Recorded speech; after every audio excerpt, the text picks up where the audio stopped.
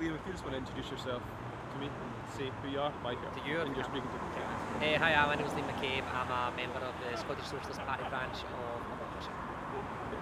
So, what's brought you here today? I've came here today because I was quite excited to see what was going to come of the Scottish Left Alliance, which is RISE, because obviously the Scottish Socialist Party went through the process of affiliating to it. I wanted to see what that meant for me as an SSP member, what it meant for the members of my branch, and what it was going to mean for the left in Scotland as a whole. So, how would you describe the atmosphere in here today?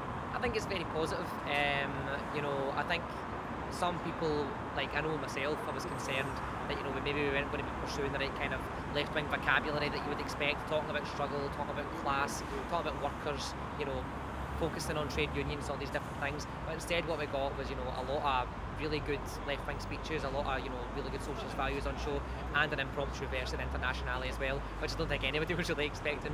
So I'm hopeful about what this can yield, and I'm very, very excited about the possibilities, and the atmosphere reflects how positive that can be. So what's all been inside today then? Just a bunch of different things. We've had the opening plenaries. Alan Bizzett was absolutely fantastic as per usual. The guy from the trade union, Tam, he was phenomenal. And also I was in the breakaway session for putting industrial control back into workers' hands, and that was really interesting as well. We heard a lot from Scottish Socialist Party members, Scottish Socialist Party, influential Scottish Socialist Party members about these issues, and it was good to hear that. What has been... What's the questions here? Forgotten the questions. Sort of. I was going to ask someone, but it just skipped my head straight away. Well, yeah. So, can you describe how RISE has been formed? How it's been formed? Yeah.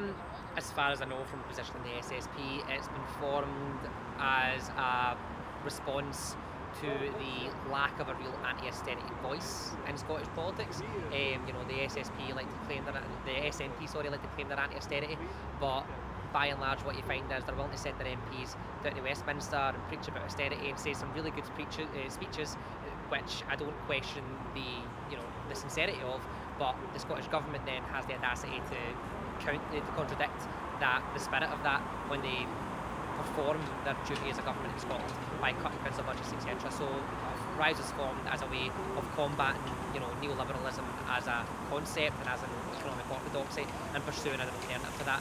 The Scottish Socialist Party gained a lot of new members off the back of the independence referendum, and we thought it was a good idea to throw a lot in with the radical independence campaign, because they were very much at the forefront of putting forward a left-wing message for independence alongside us in the Scottish Socialist Party for a socialist republic in Scotland.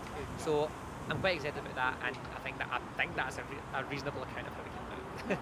How do you foresee RISE growing up to in the period to the Holyrood elections?